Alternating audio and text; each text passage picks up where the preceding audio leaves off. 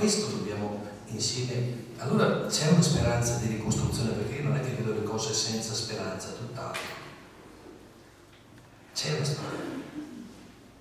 Per questo io vedo l'Azione Cattolica e vengo a dire, mi si chiede ma come vede eccellenza l'Azione Cattolica, e vabbè, tento di dire qualcosa, no, il tempo è quello che è.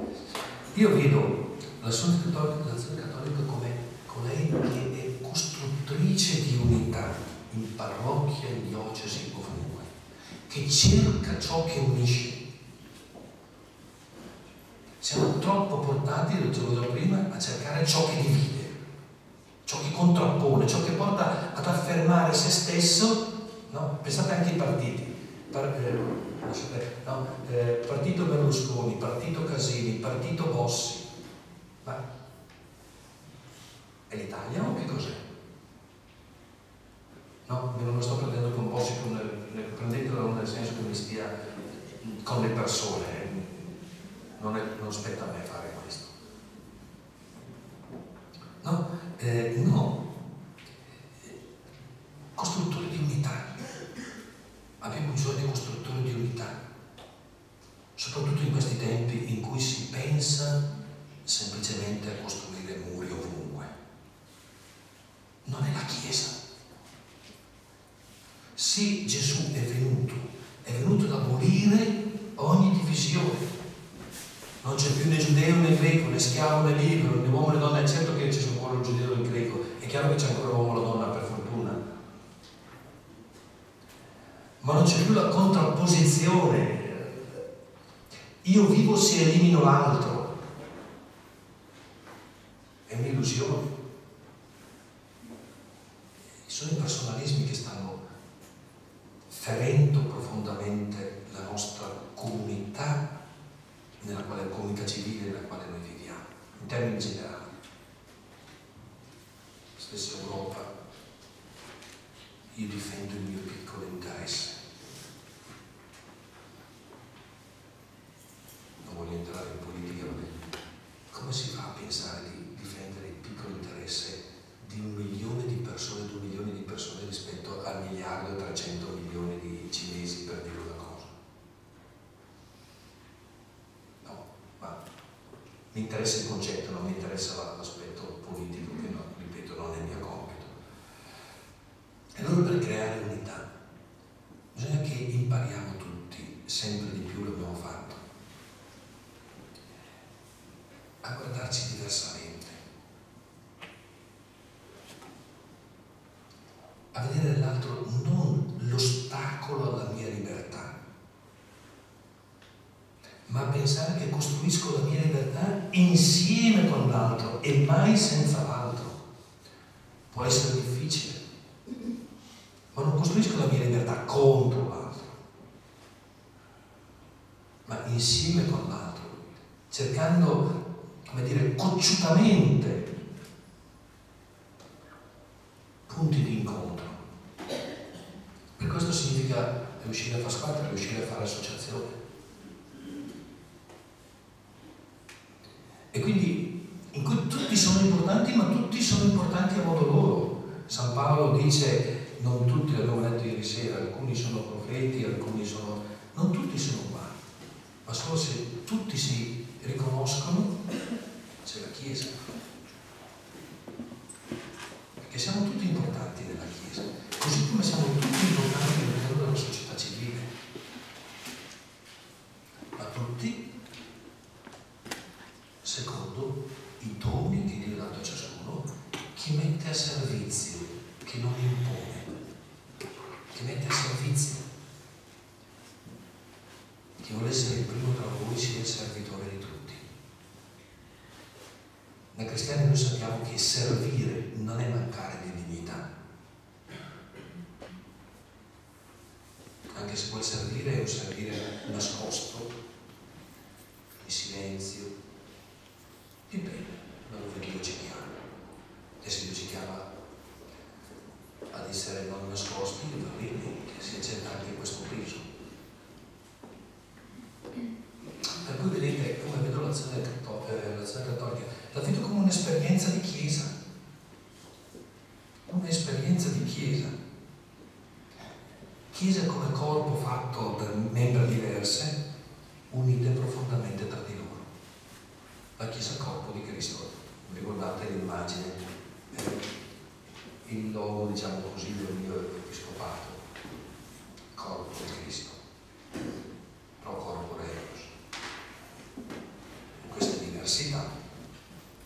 Allora mi richiamo esattamente alla lettera pastorale che fa da cammino pastorale della nostra diocesi: perseveranti nella comunione,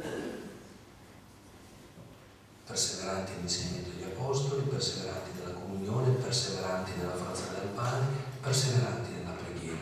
Atti 42. E qualche volta la comunione anche nella Chiesa costa. Occorrono servitori della comunione, anche nella Chiesa a tutti i livelli, servitori della comunione, ma alla fine regno. Occorrono uomini e donne di comunione, da cercare sempre. E io dico che è meglio un passo indietro a favore della comunione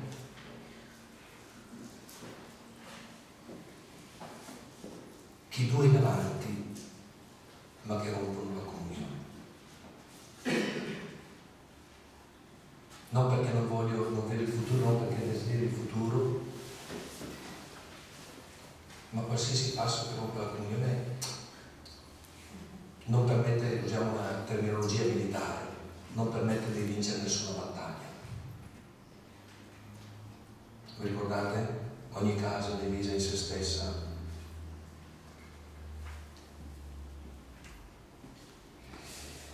Vedete, sono poche le cose essenziali anche nella Chiesa, sono poche. Sono poche le cose sulle quali non ci si può tirare indietro, ma sulle altre invece no, si può lavorare. E allora mi piace richiamare quelle 4 regole fondamentali che Papa Francesco ha dato alla Chiesa universale nella sua prima lettera enciclica, Evangelii Gaudium, che lui continua a richiamare, che ha consegnato alla Chiesa di nuovo, anche alla Chiesa italiana, quando a Firenze, come io a Firenze, più o meno gli è stato chiesto: ma lei che cammino suggerisce alla Chiesa italiana? Quello che manca per il venuto il Papa. Beh, io cammino a suggerire, posso con questo, prendete l'Evangelii Gaudium e seguite quello. Quindi lì il Papa dice: l'unità è superiore al conflitto.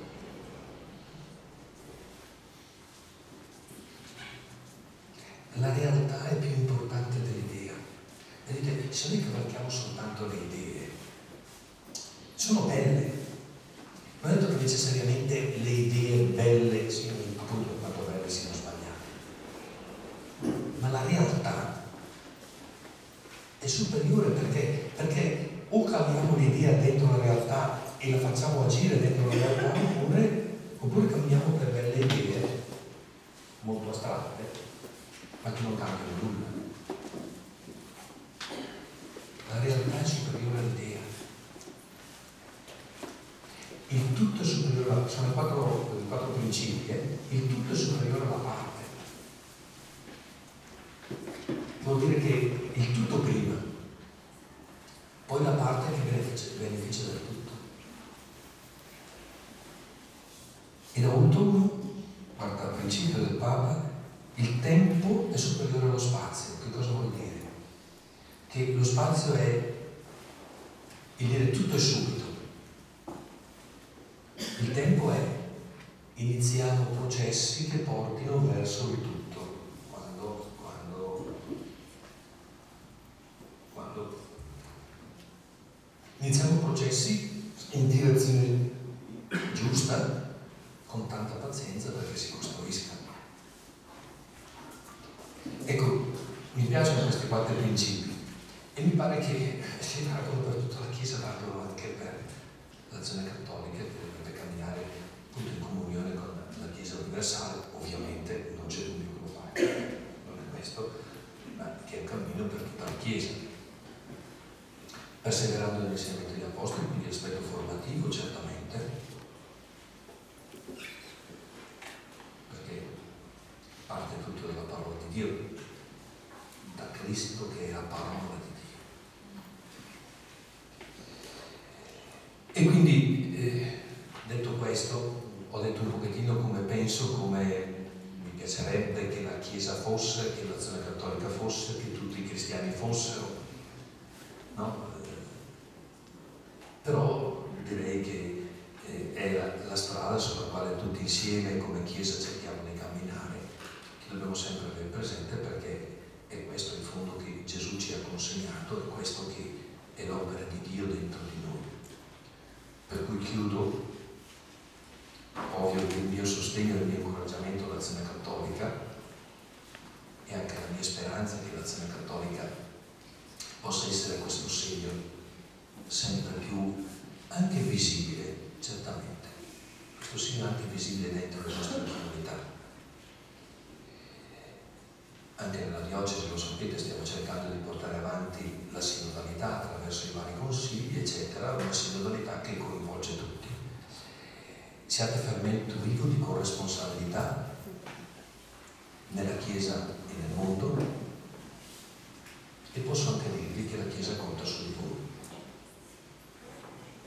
Non a caso i vari assistenti, non a caso l'assistente centrale, gli assistenti diocesani, i vice assistenti e quant'altro, perché conta su di voi.